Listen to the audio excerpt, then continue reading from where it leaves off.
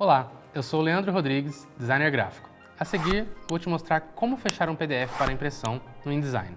Para isso, você precisa ter o programa instalado no seu computador e seguir este passo a passo.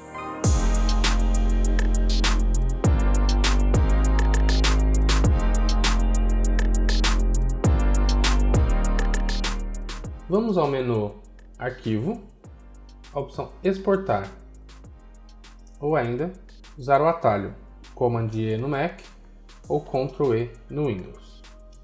No caso, como estamos falando de saída para impressão, vamos escolher Adobe PDF Impressão e clicar em Salvar. Veremos então essa janela, Exportar Adobe PDF. Na aba Marcas e Sangrias, temos algumas opções como marcas de corte, que marcam onde a máquina deve fazer o refile, cortar a borda do papel. Marcas de sangria, que indicam as nossas sobras, as nossas sangrias, que são sobras para serem cortadas pela máquina depois de impresso. Marcas de registro, que servem para alinhamento da impressora. Barras de cores, que servem para calibrar as cores, ver se todas estão saindo, se alguma está mais fraca. E informações da página. Em sangria e espaçador, podemos configurar a sangria. Então podemos usar essa caixa marcada para usar configurações de sangria do documento, que eu vou marcar.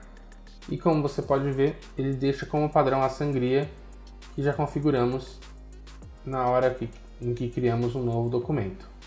Ou podemos desmarcar e definir aqui a sangria que queremos.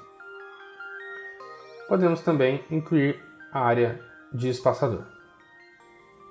Exportar. Vamos olhar o documento na pasta onde escolhemos. Agora podemos explicar as marcas. O amarelo eu deixei para dentro da nossa página. Seria uma parte que ficaria mesmo depois de um arquivo impresso e cortado as bordas.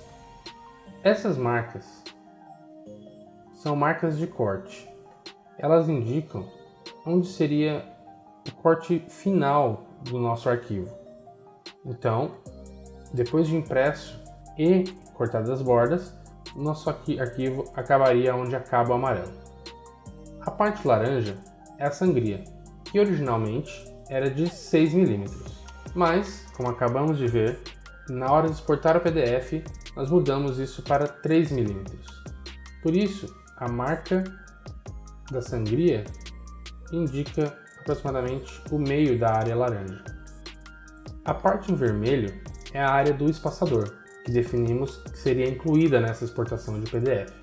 Aqui temos também as marcas de registro, que servem para centralizar o papel, alinhar o papel na hora da impressão, as barras de cores, em escala de cinza e colorido.